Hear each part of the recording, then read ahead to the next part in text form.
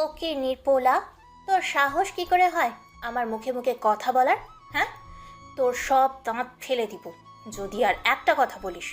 করিস তো সিকিউরিটি গার্ডের চাকরি, আর ভাবখান ন্যাস যেন কোটিপতির ছেলে।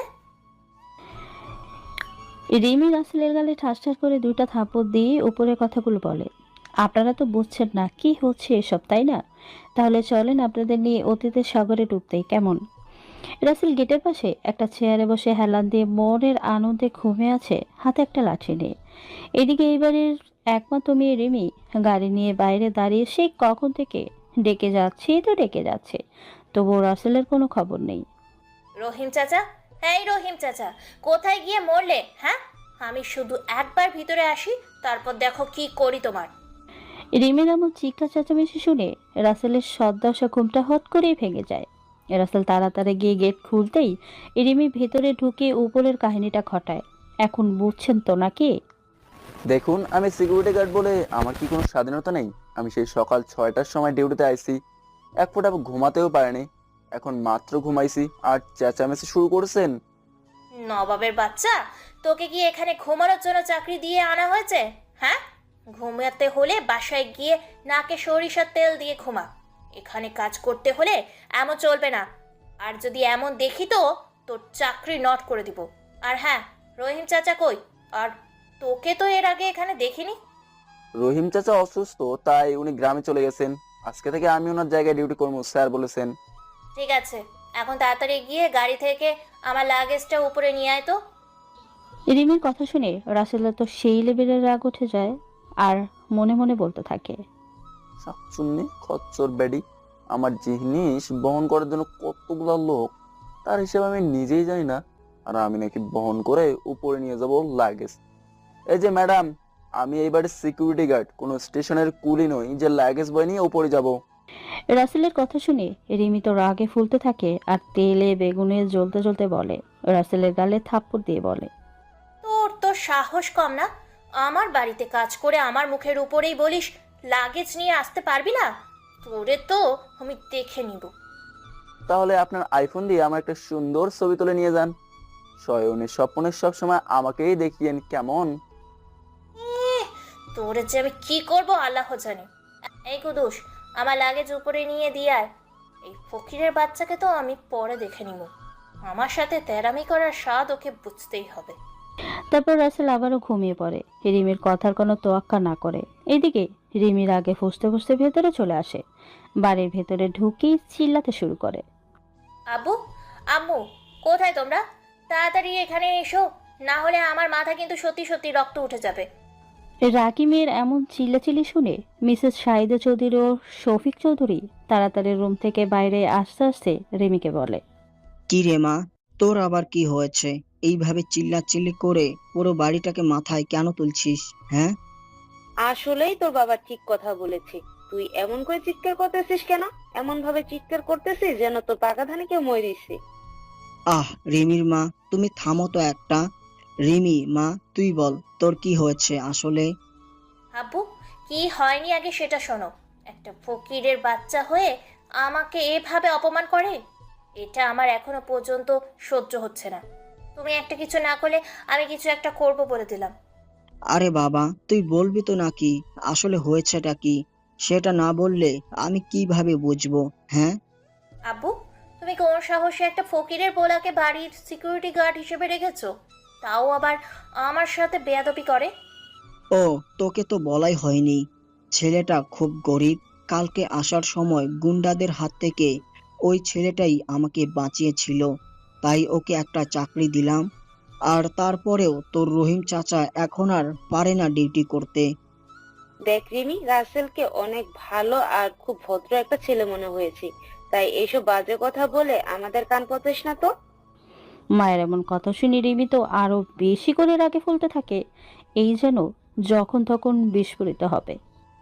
আব্বু, তুমি দেখলে? আম্মু আমাকে দেখতেই পাচ্ছে না, ওই ছেলের হয়ে কথা বলছে। মারে, তুই রুমে গিয়ে ফ্রেশ হয়ে নে। আমি রাসেলকে আচ্ছা করে বকা দিব যেন তোর সাথে এমন না করে। তুমি জানো, ওই ছোট লোকের পোলাকে আমি শুধু বলেছি আমার লাগেজটা ভিতরে নিয়ে আসতে, আর ওই শালা আমার মুখের উপরে নগদে মানা করেছে, পারবে না। রাসেল ভুল কি বলেছে শুনি? ও হলো গিয়ে সিকিউরিটি গার্ড, তাহলে ও তোর লাগেজ নিয়ে আসতে যাবে কেন? ওর কাজ হলো বাড়ির গেট পাহারা দেওয়া, সেটাই দিবে। তোমরা কেউ আসলে আমাকে ভালোবাসো না, থাকো তোমরা, আমি গেলাম। রিমি রাগ দেখিয়ে উপরের কথাটা বলি সেখান থেকে হনহন করে রুমে চলে আসে। এদিকে মিসেস শাহিদা চৌধুরী ও মিস্টার শফিক চৌধুরী বলতে থাকে, না, এই মেয়েটাকে নিয়ে আর পারি না। এত রাগ কেন হলো ওর, এটাই তো বুঝলাম না। তোমার মাঝেও অহংকার, রাগ কোনোটাই নেই, আবার এইসব আমার মাঝেও নেই। তাহলে বংশগত রীতি অনুসারে রিমি এমনটা পেল কিভাবে? হুম। আদর দিয়ে দিয়ে একেবারে বাদর তৈরি করেছো। গরিব মানুষকে তো মানুষই বর্ণনা করতে চায় না। এভাবে রিমির বাবা মা আরো অনেক কথা বলে।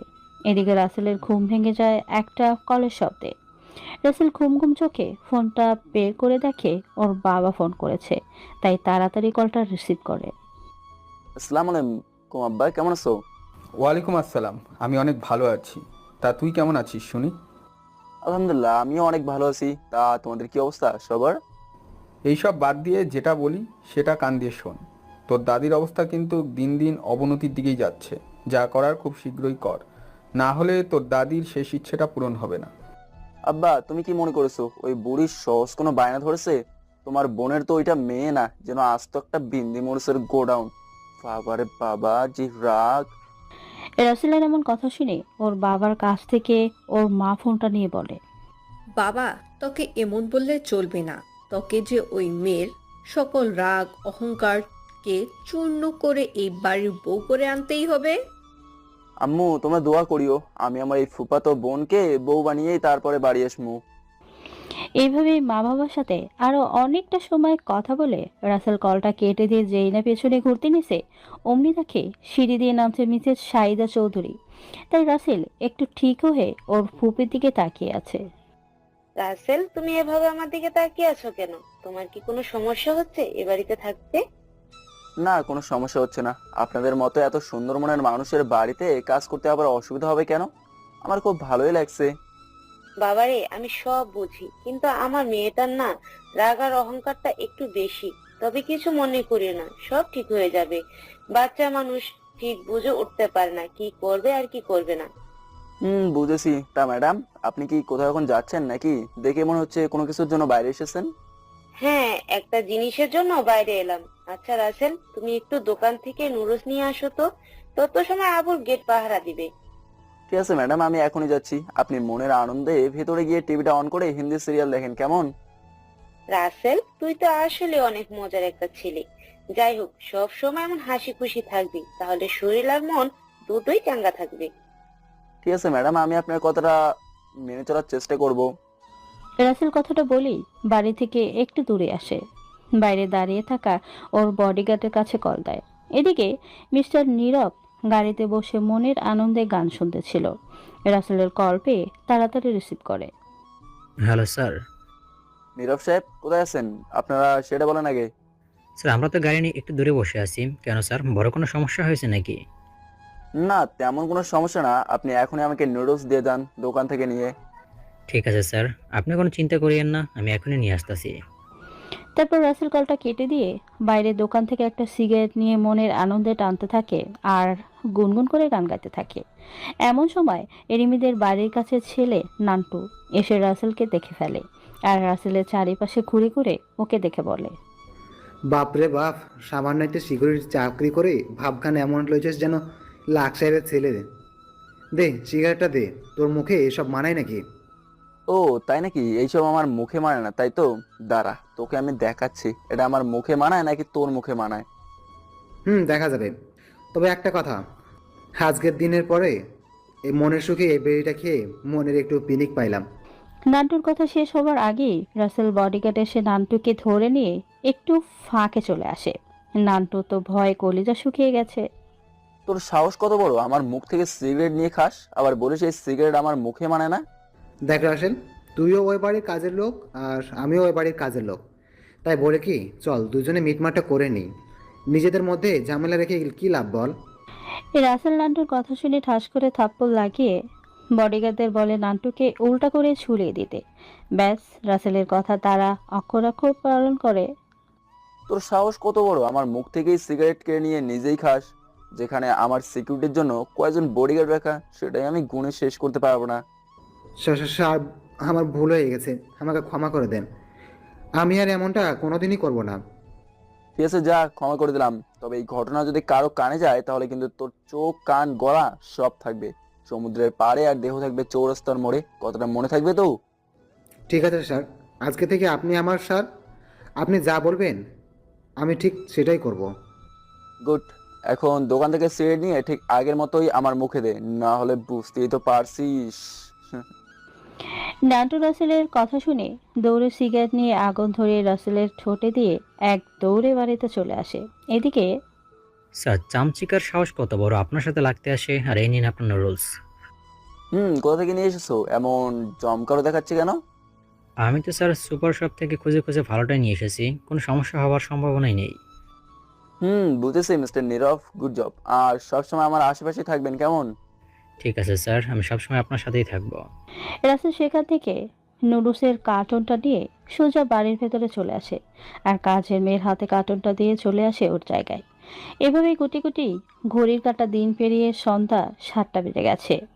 রাসেল এখনই ডিউটি শেষ করে বাসায় চলে আসবে এমন সময় রিমি আসে ওর সামনে আর রাগী কণ্ঠে বলে, কোথায় যাচ্ছিস তুই?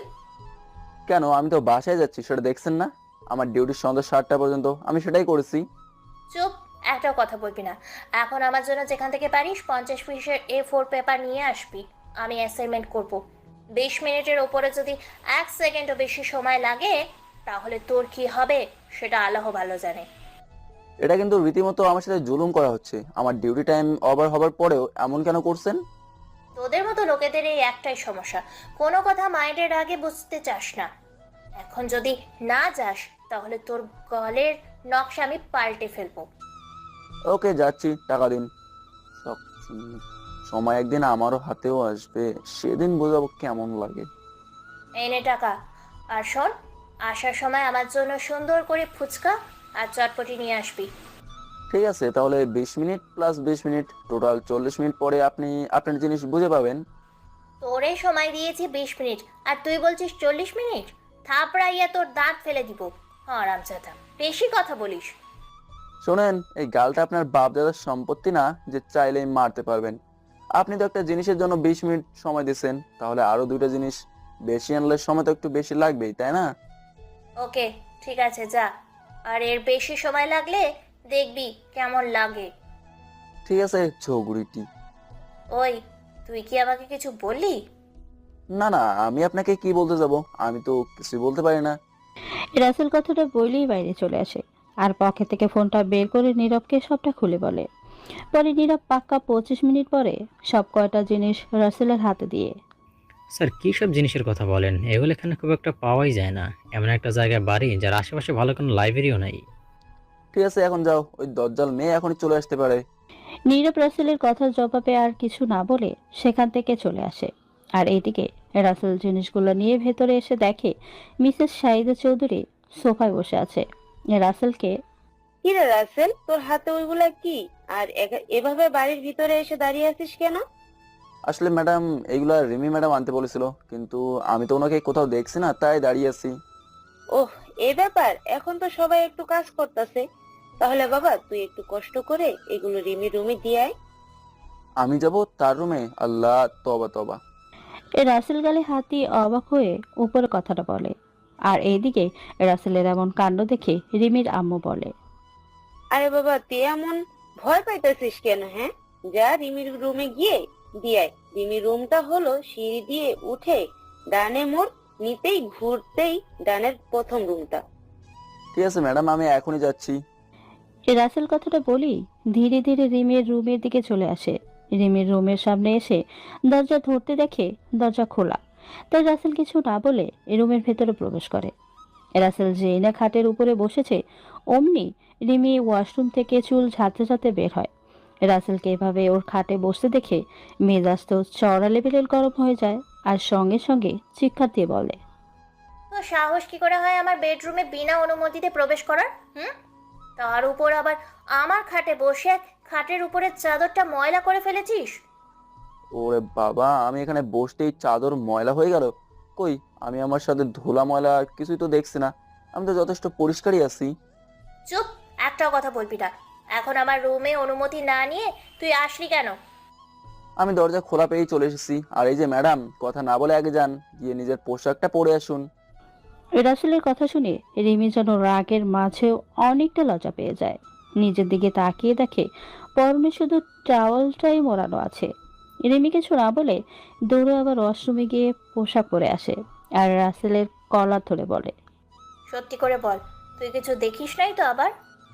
ফুলে ভরা বাগান যদি কেউ বেড়া না দিয়ে আলগা রাখে, তাহলে গরু ছাগল তো সেই ফুল বাগানের গাছ খেতে আসবেই। কি বললি তুই? না মানে, আপনার জিনিসগুলো নিয়ে আপনার আম্মু আমাকে আপনার রুমে আসতে বলেছে। জিনিসগুলো ঠিক মতো এনেছিস বলে আজকের বারে বেঁচে গেলি। তবে নেক্সট টাইম এমন ভুল করলে তোর শরীরের চামড়া কিন্তু আমি তুলে নিব, মনে রাখিস। ঠিক আছে ম্যাডাম। শালি শাকচুন্নির বেডি, আমার সাথে জোর গলায় কথা বলিস, তোরে তো আমি দেখে নেব। রাসেল রুমের বাইরে আসতে আসতে উপরে কথা বলে। এদিকে রাসেল নিচে এসে দেখে রিমির বাবা মা দুজনেই বসে আছে। রাসেলকে দেখে, কি? রাসেল হঠাৎ গেটের মানুষ দোতলায় থেকে নামছে, কারণ কি? আসলে স্যার, রিমি ম্যাডাম কিছু জিনিস আনতে দিছিলেন, সেটা দিতে আসলে ম্যাডাম বলে রিমি ম্যাডামের রুমে দিয়ে আসতে, সেটাই দিয়ে আসলাম। এহ, আচ্ছা, তবে রাসেল আমার রাগী মেয়ের থেকে একটু সাবধানে থাইকো। রিমি যেই রাগী আর জেদি, না জানি কখন কি করে বসে। ঠিক আছে স্যার, আমি আপনার কথা মেনে চলবো। এখন তাহলে আসি, কেমন? ঠিক আছে। আর শোনো, তুমি কালকে থেকে কিন্তু রিমির সাথে বডিগার্ড হয়ে সব জায়গায় যাবে। কেন স্যার, আমি তো আপনার বাড়ির সামনে সিকিউরিটি গার্ড, তাহলে রিমি ম্যাডামের সাথে বডিগার্ড হয়ে যেতে বলছেন কেন? রাসেল, আসলে দেশের যা অবস্থা আর আমাদের শত্রুরও তো কোনো অভাব নেই, তাই তোমাকে আমরা ওর সাথে যেতে বলছি, কারণ ও তোমার উপরে আমাদের 100% বিশ্বাস আছে। ঠিক আছে ম্যাডাম, আমি তার সাথে যাব, এতে কোনো সমস্যা হবে না। রাসেল কথাটা বলে সেখান থেকে চলে আসে সোজা বাড়ির বাইরে। আর গাড়ি নিয়ে ওকে নিতে আসে ওর বডিগার্ড বাহিনী। স্যার, আমরা সে কখন থেকে আপনার জন্য অপেক্ষা করতেছি, কিন্তু আপনার সাথে কোনো নামগন্ধই নেই। দেখে আমরা একটু ফাঁকে গিয়েছিলাম। আসলে তোমার হবু ভাবে শাকচুনিটার জন্য আমার দেরি হলো। এখন চলো বাসায় যাওয়া যাক। ঠিক আছে স্যার, চলুন। ড্রাইভার গাড়ি চালাতে শুরু করো। তারপর ওরা গাড়ি নিয়ে 2 ঘন্টা পরে রাসেল বাড়িতে পৌঁছে যায়। রাসেল আজকে বাড়িতে আসতো না, শুধু ওর দাদির অসুখ বেশি শুনেই আসলো। রাসেল গাড়ি থেকে নেমেই সোজা ওর দাদির কাছে আসে। সবাই ওর দাদিকে ঘিরে দাঁড়িয়ে আছে। রাসেল, তোর দাদির সাথে তাড়াতাড়ি কথা বল। তোর নাম বলে বলে আমাদের সবার কান একেবারে ঝালাফালা করে দিয়েছে। হ্যাঁ বাবা, তুই তাড়াতাড়ি কথা বল, না হলে মা যে আরো বেশি কষ্ট পাবে। ঠিক আছে বাবা। তারপর রাসেল ধীরে ধীরে ওর দাদির কাছে চলে আসে আর দাদির হাত ধরে আলতো করে একটা চুমু দিয়ে বলে, দাদি, তুমি কেমন আছো? আর নিজের শরীরের কি অবস্থা করছো? হ্যাঁ, এই দেখো আমি এসেছি। রাসেলের কথা শুনে রাসেলের দাদির দিকে তাকিয়ে মুখে হাত বোলাতে বোলাতে চোখের পানি ছেড়ে দেয়। কেননা আজকে 2 দিন হলো রাসেলের দাদি কথা বলতে পারে না। রাসেল, তুই শান্ত হ, সব ঠিক হয়ে যাবে। তোকে দেখেছে, এখন ধীরে ধীরে তোর দাদি এমনিতেই সুস্থ হয়ে যাবে ইনশাল্লাহ। মা, তুমি তো ভালো করেই জানো আমি এই বুড়িটাকে কতটা ভালোবাসি। বুড়ি কিছু হয়ে গেলে আমার অবস্থা কি হবে ভেবে দেখেছো? বাবারে, আমরা সবাই তো তোর মনের অবস্থাটা বুঝতে পারছি, কিন্তু কিছুই যে করার নাই। তুই বরং আমার শেষ ইচ্ছেটাকে যত তাড়াতাড়ি পারিস পুরো কর। মা, এটা কি এত সহজ? ওই মেয়ের যে জেদ আর অহংকার, সেটা দেখলে তোমার টাচকি খেয়ে পড়ে যাবে। সুন্দরী মেয়ে, এমন একটু জেদ আর অহংকার তো থাকবেই। আচ্ছা, এখন খাবার খেয়ে নে, একটু পরে আবার বলা শুরু করবি আমি চলে গেলাম। তারপর রাসেল আর কিছু না বলে খাবার খেয়ে সবাইকে বলে রুমে চলে আসে। পরের দিন সকালে রাসেল আবারও রিমিদের বাড়িতে গার্ড হয়ে আসে। রাসেল আসতেই দেখতে পায় রিমি সিঁড়ি দিয়ে নিচে নামছে। রিমি থেকে রাসেল হা হয়ে তাকিয়েছে, কেননা আজকে রিমি খুব সুন্দর করে সেজেছে, যেন দেখতে আসমানের পরীর মতো লাগছে। রিমি রাসেলের সামনে এসে হাতে তুড়ি বাজিয়ে বলে, ওই, তুই এভাবে আমার দিকে তাকিয়ে আছিস কেন? হ্যাঁ, এই জিনিস দেখার অধিকার তোর নেই, বুঝলি? তোর মতো ফকিরের কপালে এই জিনিস ভরবে না। কে বলেছে ভরবে না? আল্লাহ চাইলে তো আপনাকে আমার গলায় ঝুলিয়ে দিতেও পারে, তাই না? চুপ কর, তোর এটা মনের ধারণা। আমি তো অন্য একটা ছেলেকে ভালোবাসি, আর বিয়ে যদি করতেই হয় তো ওকেই করব। তোকে বিয়ে কে করবে, হ্যাঁ? একটা কথা আছে না, যদি থাকে নসিবে আপনা আপনি আসিবে। জোর করে মন নিতে যেও না, ওরে মন চলো না। মেয়ে মানুষের মন বোঝে যে বড়ই যন্ত্রণা। তোর এত বড় সাহস, আমাকে গানের সুরেও বাঁশ খাওয়াস? আচ্ছা, যাই হোক, আমার মনটা আজকে খুব ভালো, তাই তোকে কিছু বললাম না। মা বাবা বলেছে তোকে আমার সাথে নিয়ে যেতে। এখন চল, এয়ারপোর্টে যাব। আজকে আমার জান পাখিটা আমেরিকা থেকে আসবে। আচ্ছা চলেন, তবে একটা কথা, আমাকে তার সামনে যদি কাজের লোক বলেন তাহলে আমি যাব না। সেটা বলবো কেন? আমি তো ওকে বলবো তুই আমার বিয়ে করা জামাই। কাজের লোককে কাজের লোক বলবো না তো কি বলবো, হ্যাঁ? যেটা বললেন সেটা বললে কিন্তু মন্দ হয় না, শুনতে খুব ভালোই লাগে। আমি আপনার জামাই। রাসেলের কথা শুনে রিমি রাগে ফুঁসতে ফুঁসতে রাসেলের গালে একটা চর বসিয়ে দিয়ে বলতে থাকে। ছোট লোকের বাচ্চা, তোর শখ দেখে আমি বাঁচি না। সামান্য সিকিউরিটি গার্ড হয়ে স্বপ্নটা দেখছিস কত বড়। চল এখন। রাসেল আর কোনো কথা না বলে রিমির সাথে গাড়িতে গিয়ে বসে। রাসেল গাড়ি ড্রাইভ করছে, কেননা সেই দিন রাসেল গাড়ি চালিয়ে রিমির বাবাকে বাড়িতে এনেছিল, তাই তারা জেনে গেছে রাসেল ড্রাইভ করতে পারে। রাসেলের পাশেই বসে আছে রিমি। জ্বালানা দিয়ে আসা বাতাসের কারণে রিমির চুলগুলো বারবার উড়ে রাসেলের মুখের উপরে এসে পড়ছিল। রাসেল যেন এই মুহূর্তটাকে খুব করে উপভোগ করতেছিল। আচ্ছা ম্যাডাম, আপনাদের চুলে কি এমন সুগন্ধি লাগান যে ছেলেদের মন শুধু মেয়েদের চুলে সেই সুবাস নিতেই চায়? আরে বেটা, কোনো সুগন্ধি দিতে হয় না। এটা শ্যাম্পু করে কন্ডিশনার ব্যবহার করা হয়, সেটার ঘ্রাণ। তবে সব মেয়েদের চুলের আলাদা একটা সুগন্ধি আছে, তাই না? এই যে, আমার তো আপনার চুলের ঘ্রাণে নিজেকে হারিয়ে ফেলতে ইচ্ছে করতেছে। কি সুন্দর ঘ্রাণ। যেটা বলেছিস সেটা এখানেই থামিয়ে রাখ। আমার কি মনে হয় জানিস, তোকে থাপ্পড় না দিলে তুই কিছুতেই শুনবি না। এই জন্যই বড়রা বলে গেছে, এই পৃথিবীতে মায়ের উপরে কোনো ঔষধ নাই। এই রাসেল কিন্তু বলতে যাবে ঠিক তার আগেই রিমির ফোনে ওর বান্ধবীর কল আসে, তাই রিমি আর কিছু না বলে কলটা রিসিভ করে। হ্যাঁ মিমি, বল। শাকচুন্নি, আমরা সে কখন থেকে তোর জন্য কলেজে এসে অপেক্ষা করতেছি, কিন্তু তোর কোনো আসার নামগন্ধই নেই। আরে বাবা, এভাবে বলছিস কেন? আমি তো আসতেছি, এখন রাস্তায় আছি, বুঝেছিস? হ্যাঁ, সবই বুঝি। গেছো দুলাভাইকে নিয়ে মনে হয় ডেটিং করতে, আর বলছিস রাস্তায় আছিস। মিমির বাচ্চা, তোরে যদি একবার হাতের কাছে পাইতাম, একেবারে চাবাইয়া খেয়ে ফেলতাম। তুই জানিস আজকের রিফাত দেশে আসবে, আমি সেখানেই যাচ্ছি, আর তোরা কলেজে বসে আছিস। ওহো, তার মানে মহারানী এখন কলেজে না, বরং আশিকের সাথে মিট করতে এয়ারপোর্টে যাচ্ছে, তাই তো? এই তো, তোর মাথায় বুদ্ধি হয়েছে। কে বলেছে তুই কিছুই বোঝোস না? শালা চশমিশ, তুই তো ভালোই বুঝতে পেরেছিস। হয়েছে হয়েছে, আর বলতে হবে না। এখন যত তাড়াতাড়ি পারিস তোর দেওয়ানা আশিকের সাথে দেখা করে আমাদের কাছে চলে আয়। ওকে, তোরা থাক, আমি কিছু সময় পরেই চলে আসব। এই তো, এখন আমরা এয়ারপোর্টে চলে আইছি, আর 10 মিনিট পরেই রিফাত চলে আসবে।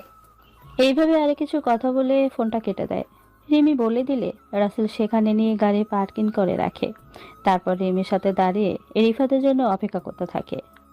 আচ্ছা ম্যাডাম, এই যে কত মানুষ আসতেছে, এরা কি এই বিল্ডিং এর পেছন থেকে আসতেছে নাকি অন্য দেশ থেকে মাটির নিচ দিয়ে এসে? তুই আসলেই একটা গাধা। তোকে কেন যে গেট পাহারা দেওয়া বাদ দিয়ে আমার সাথে পাঠাইলো আল্লাহ জানে। আরে, এরা সময় বিমানে করে অন্য দেশ থেকে আসলো, আর বিমান তো মাটি দিয়ে চলে না, মাথার উপর দিয়ে যে আকাশ পথে উড়ে যেতে দেখিস, সেটাই বিমান। ও তাই নাকি? আমার না আপনার কথা শুনে খুব ইচ্ছে হচ্ছে বিমান দেখা ও ভেতরে উঠে আকাশে উড়ে বেড়ানোর। হ, এটা তো মামার বাড়ির আবদার, তুই বলবি আর তোকে বিমানে ওঠাবে? বিমানে উঠতে অনেক টাকা লাগে, পাস তো মাত্র 7,000 টাকা দামের একটা চাকরি। এখন কথা না বলে চুপ থাক। ওই তো রিফাত চলে এসেছে।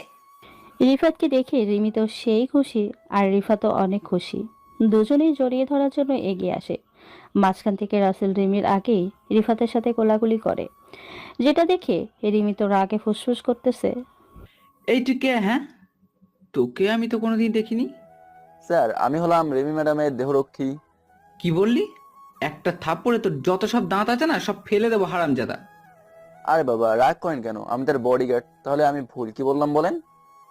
এই, তুই বডিগার্ডের মতো থাকবি, সেটা না করে আমার আগেই তুই রিফাতকে জড়িয়ে ধরলি কেন? তোর কারণে আমার মনের মাঝে তৈরি হওয়া সবটুকু ফিলিংস নষ্ট হয়ে গেছে। নেই, আমি তো এটাই চাই। আসলে ম্যাডাম স্যার তো দূর থেকে আসলো, আর এখন যেরকম হারে এইডস রোগ ছড়াচ্ছে, তাই আমেরিকা থেকে আসা সাহেবের সাথে আমি আগে কোলাকুলি করলাম। এটা তো ঠিকই বলেছিস। যাক, বেঁচে গেছি। ওকে জড়িয়ে ধরলে তো আমার এইডস হতো। রিমি, তুমি কি পাগল হয়েছো? এই শালা খুব খারাপ, তোমাকে নানা রকম কথা বলে কনফিউশনের মাঝে ধান্দাই দিচ্ছে। এই, তুই আমাদের মাঝ থেকে বিদায় হতো, ভালো লাগছে না তোকে? আমি যাবো কেন? আমার মালিক আমাকে ম্যাডামকে পাহারা দেওয়ার জন্য বেতন দিয়ে রেখেছে। উফ, শালা হনুমানের বাচ্চা, তোর জন্য আজকে রিমির সাথে মজা নিতেও পারলাম না। তোরে তো আমি দেখে নেব। রিমি চলো এখন তাহিরে একটু ঘুরে আসা যাক। না, তুমি আগে বাসায় গিয়ে নিজেকে ফ্রেশ করো, তারপর আমরা ঘুরতে যাব। তোমার জন্য আমার কোনো ক্ষতি হোক সেটা চাই না। শালা বডিগার্ডের বাচ্চা, এমন ওষুধ দিলি যেটা কোনো অ্যান্টিবায়োটিক দিয়েও নষ্ট করা যাবে না। আচ্ছা রিমি, আমি তাহলে বাসায় গেলাম। যাও, আর দেখে শুনে সাবধানে যাইও, কেমন? আর বাড়িতে গিয়েই আমাকে কিন্তু কল দিতে একদম ভুলে যাবে না। শালার বেড়া, যা বাড়িতে যা। শালার শখ কত বড়, আমার হবু বউয়ের সাথে ফুর্তি করবে। রিমি তুমি ভেবো না, এই রাসেলের দেহে এক ফোঁটা রক্ত থাকতে রিফাত তোমার হতে পারবে। রাসেল দাঁড়িয়ে দাঁড়িয়ে এসব কিছু ভাবছে, আর রিমি দাঁড়িয়ে দাঁড়িয়ে সেটাই দেখছে। কেননা রাসেলকে ডাকলেও শুনছে না, তাই রিমি জোরে একটু ধাক্কা দিয়ে বলে, কি রে, কোন জগতে হারিয়ে গেলি যে তোকে এত ডাকছি সেই কথাগুলো তোর কানে যায় না? আমার মনে হয় তোর সাথে ভূত আছে, মাঝে মাঝে এমনই করিস। না ম্যাডাম, সেটা কিছু না। আসলে আমার যখন কোনো মজার কথা মনে পড়ে তখন আমি এইভাবে দাঁড়িয়ে দাঁড়িয়ে সেই কথাটা ভাবতে থাকি। তুই যেমন খাটাস তেমন তোর ভাবনার মডেলটাও তেমনই খাটাস। চল এখন কলেজে যাব, সবাই আমার জন্য বসে আছে। চলেন।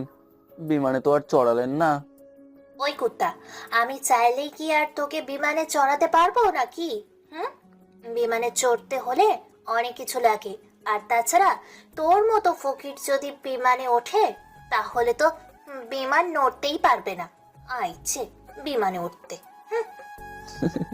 যে চলাচল করে নিজের বিমান দিয়ে, আর তাকে বলছে বিমানে চলে বিমান বেমানান হয়ে যাবে। রাসেল উপরের কথাগুলো ভেবেই গাড়ি নিয়ে বসে, আর রিমিও চলে আসে। ওরা সোজা কলেজে চলে আসে। কলেজ গেট দিয়ে ঢুকতেই ওই যে আমার শাকচন্নি বান্ধবীরা সব বসে আছে, ওইখানে চল। আর ওদের সাথে কথা বলিস না যেন, আমি তোকে একা অপমান করি, সেটাই অনেক। আমি চাই না তোকে অন্য কেউ অপমান করুক। ঠিক আছে ম্যাডাম, যাক একটু একটু করে তাও আমাকে নিয়ে ভাবতে শুরু করছে। একদিন এই ভাবনা থেকে প্রেমের সৃষ্টি হবে। হে আল্লাহ, তুমি আমার মনের আশাটা পূরণ করো। এই শক্ত মনের মেয়ের ফুল বাগানে আমাকে ভ্রমর হবার সুযোগ করে দাও। তারপর রাসেল ওদের সামনে এসে গাড়ি থামিয়ে দেয়। রিমি গাড়ি থেকে নেমে পড়ে, আর এদিকে রাসেলের বডিগার্ড কলেজের পাশেই দাঁড়িয়ে আছে। রাসেল গাড়ি থেকে নামতেই, কি রে বান্ধবী, এত সুন্দর একটা মানুষ তো গাড়ি থেকে নামছে কিভাবে রে? দেখেই তো মনে হচ্ছে কোনো নর্দমা থেকে মাত্র উঠে আইছে। ছি, চারপাশটা কি গন্ধ করতেছে। ও হলো আমার বাড়ির সিকিউরিটি গার্ড, তাই বাবা আমার সাথে বডিগার্ড হিসেবে পাঠিয়েছে।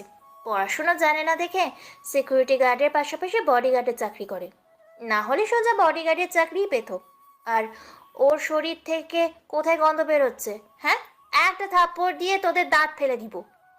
রিমি, তুই এই সামান্য কাজের লোকের জন্য আমাদের কথা শোনাচ্ছিস, তা আবার থাপড়াই দাঁত ফেলে দেওয়ার হুমকি দেওয়ার সাথে? দেখুন ম্যাডাম, আপনারা হলেন বড়লোক বাবার ধনী মেয়ে, আর আমি হলাম একটা গরিব বাবার গরিব ছেলে। আমার না আপনাদের মতো এত ফুটানি করলে চলে না। এই যে হাত পা দেখছেন, কাজ করে পরিবারের সবার মুখে 2 মুঠো ভাত 3 বেলা জোটাতে হয়। আমাকে ভালো কাপড় চোপড় কিনলে হয় না, কেননা নিজে ভালো কিছু কিনতে গেলে পরিবারের সবার কথা মনে হয়। তারা তো পুরাতন ছেঁড়া জামা কাপড় পরে আছে। ম্যাডাম, বাপের টাকার ফুটানি না দেখে নিজেকে একটু পরিবর্তন করার চেষ্টা করুন, তাহলে দেখবেন এই সমাজের সবাই আপনাদের ভালো চোখেই দেখবে। ছোট লোকের বাচ্চা, তোর এত বড় সাহস আমাদের জ্ঞান দিতে আসিস? তোর কি মনে হয় আমরা সবাই এই ভার্সিটিতে পড়াশোনা করি এমনি এমনি? কোনো জ্ঞান নেই আমাদের? জীবনে কখনো স্কুলের বারান্দায় গিয়েছিস যে এভাবে কথা বলছিস? ম্যাডাম, বই পুস্তকে একটা সুন্দর করে লেখা আছে যে নিজের বুঝ নিজেই বুঝতে পারে, তাকে জ্ঞানের জন্য অন্যের কাছে যেতে হয় না। আমি হয়তো কোনোদিন স্কুলের বারান্দায় যাইনি, তবে এই যে ছোট লোকের মাথাটা দেখছেন, এখানে জ্ঞানের কোনো অভাব নেই। আপনারা যা পড়েন সব আমি আপনাদের চোখ বন্ধ করেই পড়াতে পারবো। কি, তোর এত বড় সাহস? তুই আমাদের অপমান করিস? এই ফকিরের বাচ্চা, নিজের নামটা কখনো ইংরেজিতে বানান করে লিখতে পেরেছিস? মনে হয় বাংলায় লিখতেই তোর দাঁত ভেঙে যায়। আইসে আমাদের পড়াতে। এই তোরা থাম তো। আচ্ছা রাসেল, তুই যখন আমাদের পড়াতে পারবি এইটা কথাটা বলেই ফেলি, তখন এই প্রশ্নের উত্তর দে দেখি। না হলে থাপ্পড় দিয়ে তোর গালের নকশা আমি বদলে ফেলবো। বলেন, আমি সেই প্রশ্নের উত্তর দেওয়ার চেষ্টা করতেছি। আচ্ছা বলতো, ইংরাজি বর্ণমালা কয়টি? রাসেল এদিক সেদিক তাকিয়ে নিচে মাথা চুলকাতে চুলকাতে বলে, ম্যাডাম, এই প্রশ্নের উত্তর আমি পরে দেই কেমন? আমার না খুব পানি পিপাসা পেয়েছে, তাই আমি একটু 26 গ্লাস পানি খেয়ে আসি। রাসেল কথাটা বলেই দৌড় পানি খাবার দিকে। আসলে রাসেল কিছুই বলতে চায় না, এদিকে সবাই তো হাসতে হাসতেই যেন শেষ। ইংরাজি বর্ণমালা কয়টি সেটাই বলতে পারে না, হারাইছে আমাদের পড়াতে। দেখো কিভাবে চর খাওয়ার ভয়ে পালিয়ে গেল। এত সহজ একটা প্রশ্ন ধরলি সেটাও পারলো না। এটা তো দুধের শিশুকে ধরলেও বলতো যে ইংরেজি বর্ণমালা 26টি। ওই ওই, এক মিনিট, রাসেল তো আমার প্রশ্নের উত্তর দিয়ে গেছে, কেননা ও তো যুক্তির সাথে বলেছে 26 গ্লাস পানি খেতে হবে। আরে বাদ দে তো ওইসব বাদাইমার কথা। এখন চল ক্লাস করে আসি। এমনিতেই কয়েকদিন হলো ক্লাস করা হয় না ঠিক মতো। চল তাড়াতাড়ি, এখন তো আমাদের হিটলার স্যারের ক্লাস চলছে মনে হয়। রিমি কথাটা বলেই ক্লাসরুমে চলে যায়। রিমি এবার ইন্টার দ্বিতীয় বর্ষের ছাত্রী। সবাই রুস্তম স্যারের ক্লাস করতে খুব ভয় পায়, কেননা উনি খুব কড়া লেভেলের একজন মানুষ। পরে যদি না হয় সেদিন কারো রক্ষা নেই। এদিকে রাসেল কিছু সময় পরে এসে গাড়ির কাছে দাঁড়িয়ে ওর বন্ধুর সাথে কথা বলতেছে। আরে না, বল তোর কি অবস্থা? সেই যে গেলি আর আমার সাথে তো কথাই বলি না একটা বারের জন্য। দেখ রাসেল, একদম ফাজলামি মারবি না। নিজেই পোল্ট্রি মেয়ে চলে গেলে অহংকারী মেয়ের বাড়ির সিকিউরিটি গার্ড হতে, আর এখন সব দোষ আমাকে দিচ্ছিস। আর বলিস না দোস্ত, আমি যে তোদের সাথে কথা বলতেই পারি না, না জানি কখন ধরা পড়ে যাই। এমনিতেই বাবার কথা মতো আমার গার্ডরা সবসময় আমার আশেপাশেই থাকে। সেটা আমি জানি। আর চিন্তা করিস না, আমার হবু ভাবির যদি কোনো সুন্দরী বান্ধবী থাকে তো বল, আমি এখনই সিলেট থেকে চলে আসব। বান্ধবী তো একটা আছেই, তবে এটা রিমার থেকেও বেশি ডেঞ্জারাস, গরিবদের দেখতেই পারে না। আরে বন্ধু, ভয় নাই। এই রানা সব ছদ্মবেশী ধরতে জানে, হাজার হলেও তোর থেকে শেখা সব কিছু। ঠিক আছে, তুই ওকে তাহলে ফেরিওয়ালা সেজে পাঠাবি, তারপরে দেখবো ওদের অহংকার কোথায় যায়। আচ্ছা, আমি তাহলে আসতেছি। ওই ছেড়ির দিমাগ কমাতে যে হবেই। এইভাবে আরো অনেক কথা বলে কল কেটে দেয়। কিছু সময় পরে রাসেলের কাছে নীরব চলে আসে। আচ্ছা স্যার, আপনি এইভাবে এই মেয়েটার পিছনে পড়ে আছেন কেন? আপনার পরিচয় দিলে তো এই মেয়ে কেন, এই মেয়ের 14 গোষ্ঠী রাজি হয়ে যাবে। থাপড়ায় তোর দাঁত ফেলে দেবো। আরে বেডা, ওই মেয়ের 14 গোষ্ঠী মানে ওই মেয়ের মা আমার গোষ্ঠীর মেয়ে, মানে আমার আপন ফুপি, বুঝেছিস? তাহলে তাদের এই কথাটা বলছেন না কেন? শুধু শুধু দিনের পর দিন কষ্ট সহ্য করে যাচ্ছেন নীরবে। কি করব বল, দাদির ইচ্ছে ওই মেয়েকে একদম সাদা সিধা ভাবে যেন তার নাতি বউ করে নিয়ে যায়, এর মাঝে যেন কোনো অহংকার না থাকে। তুই যা, ম্যাডাম আসতেছে। এদিকে নীরব রাসেলের কাছ থেকে চলে যায়, আর মিমি সেটা দেখে রিমিকে বলে, রিমি দেখ, ছোট লোকের বাচ্চা একদিনই বন্ধু বানিয়ে ফেলেছে কলেজে। ওই যে একটা ছেলে ওর সাথে কথা বললো। আরে ও একটা মানুষ, তাহলে ওর সাথে আরেকটা মানুষ তো কথা বলবেই, তাই না? সেটা নিয়ে এত ভাবার কি আছে? আরে কথা সেটা না, কথা হলো ওই ছেলেটা কত স্মার্ট আর রাসেল কি খ্যাত, সেটাই বলছিলাম তোকে। আরে ধুর, চল তো। এই রাসেল, তুই ওই ছেলেকে চিনিস কিভাবে? এখানে তো তুই নতুন। আসলে ম্যাডাম, হয়েছে কি, আমি আগে এনাদের বাসায় সিকিউরিটির কাজ করেছি, তাই আমাকে এতদিন পরে দেখে একটু কথা বললো। দোস্ত, এ কিন্তু 1 নম্বর ঢপবাজ। দেখ, কথায় কথায় মিথ্যা বলে। মিমি, তুই চুপ থাক তো। ও মিথ্যে বললেই কি আর সত্যি বললেই আমাদের কি যায় আসে? এই যে ম্যাডাম, এত উড়িয়েন না, কারণ আপনার কপালে একটা ফেরিওয়ালা বেড়াই জুটবে। এটা স্বর্ণাক্ষরে লিখে দিতে পারি। হ্যাঁ, তোরে কইছে। আমার জন্য কত ধনী ঘরের প্রস্তাব এসে পড়ে আছে, আর তুই বলছিস আমার জন্য নাকি কোনো ফেরিয়ালা আছে। ম্যাডাম, আমি হাত দেখেই বলতে পারি কার ভাগ্যে কি আছে। বিশ্বাস না হয় আপনার হাতটা দেখেন। তুই অনেক লুচ্চা আছিস দেখছি। আচ্ছা, তুই আগে রিমির হাত দেখে বলে দে দেখি ওর কপালে কি আছে। আরে এটা বলতে ম্যাডামের হাত ধরতে হবে কেন? আমি তো এমনিতেই বলে দিতে পারি ম্যাডামের সাথে তার বর্তমান প্রেমিকের ব্রেকআপ হবে, আর তার বিয়ে হবে তার মামাতো ভাইয়ের সাথে। রাসেলের কথা শুনে রিমি তো অবাক হয়ে তাকিয়ে আছে, কেননা রিমি ওর নানির বাড়ির কথা কখনো শোনেনি, তাই অবাক হয়ে জিজ্ঞেস করে। ফালতু একটা কথা বলবি না। আমি আমার নানির বাড়ির কথা বাবা মায়ের কাছে কখনোই শুনি নাই। আর তুই বলছিস আমার বিয়ে মামাতো ভাইয়ের সাথে হবে? প্রশ্নই আসে না। ঠিক আছে, আমার কথাটা মিলিয়ে নিয়েন। আর মিমি ম্যাডাম, দেখি আপনার হাত। একটা থাপ্পড় দি মুশালা লুচ্চা বেড়া, এত মেয়েদের হাত ধরার ইচ্ছে কেন? হ্যাঁ, কি করব বলেন, মেয়েদের মনটা যেমন নরম, হাতটাও তেমন নরম, তাই হাত দেখে ভাগ্য গণনা করাটাও সহজ হয়ে যায়। তুই আসলেই লুচু বেটা। এই নে হাত ধরে দেখ কি আছে কপালে, আর তেমনটা যদি না হয় তাহলে তোকে আমি পচা পানিতে চুবিয়ে মারবো, বুঝছিস? ঠিক আছে ম্যাডাম, আপনার কথা আমি মেনে নিলাম। তারপর মিমির হাত ধরে রাসেল অনেকটা সময় নাড়াচাড়া করতে থাকে, আর এইদিকে মিমি রাগে ফুঁসতে ফুঁসতে বলে। দোষ দেখ এই লুচু বেটা কতটা ফাজিল, হাত দেখার নাম করে আমার হাতে সুড়সুড়ি দিতেছে। ওই গাধি, তুই জানিস না হাত দেখতে হলে হাতের রেখা নেড়ে চেড়ে দেখতে হয়। রাসেল ওদের কথার মাঝেই বলে ওঠে, যেটা শুনে ওরা সবাই তো অবস্থান হয়ে যায়। পাইছি, মিমি ম্যাডামের পুরা কুণ্ডলি পাইছি। ওই, তুই কি পেয়েছিস সেটা আগে বল, এত কথা পরে বলিস কেমন? ম্যাডাম, ওনার ভাগ্যে যা আছে, ওনার নাম হবে রানা। সে বর্তমানে ফেরি করতে সিলেটে আছে। আজকে এই শহরে তার পা পড়বে, আর কালকে ম্যাডামের সাথে তার প্রথম দেখা হবে। যদি এমনটা না হয় তাহলে তোর খবর আছে, এই আমি বলে দিলাম। মিমি কথাটা বলেই চিন্তিত মনে সেখান থেকে চলে যায়। আর এদিকে রিমি ও রাসেল বাড়িতে আসার জন্য গাড়ি নিয়ে বেরিয়ে পড়ে। রাসেল গাড়ি ড্রাইভ করতেছে খুশি মনে, কেননা আজকে দুজনের মনে চিন্তা ঢুকিয়ে দিতে পেরেছে। রিমি হঠাৎ রাসেলকে জিজ্ঞেস করে, আচ্ছা, তুই সত্যিই কি হাত দেখে ভাগ্যের কথা বলতে পারিস? আরে পারবো না কেন, আমি তো এইসবের সব পাক্কা। দেখলেন না মিমি ম্যাডামের কথা কি সুন্দর করে বলে দিলাম। আর একটা উদাহরণ হিসেবে শুনে নিন, আপনার বাবা মা লাভ ম্যারেজ করেছে। আরে দূর বেটা, এটা কোনো উদাহরণ হলো নাকি? আমি তো এটা আগে থেকেই জানি যে বাবা একজন স্কুল মাস্টার ছিলেন, আর মাকে পড়াতে পড়াতেই ভালোবাসায় জড়িয়ে গিয়েছিলেন। আপনি কি জানেন আপনার নানুর বাড়ি কোথায়? না, আমি তো এটা কখনো বাবার মাকে বলতে দেখিনি। তবে তুই জানলে বল, আমার না তাদের দেখতে খুব ইচ্ছে। আমি শুধু জানি না, বরং আমি তাদের সবাইকে আয়নাতে দেখার মতো স্পষ্ট দেখতে পাই। হাজার হলেও আমি হলাম নাম্বার 1 ভুয়া জ্যোতিষ। ভুয়া জ্যোতিষী মানে? আরে এটা হলো আমার নামের টাইটেল।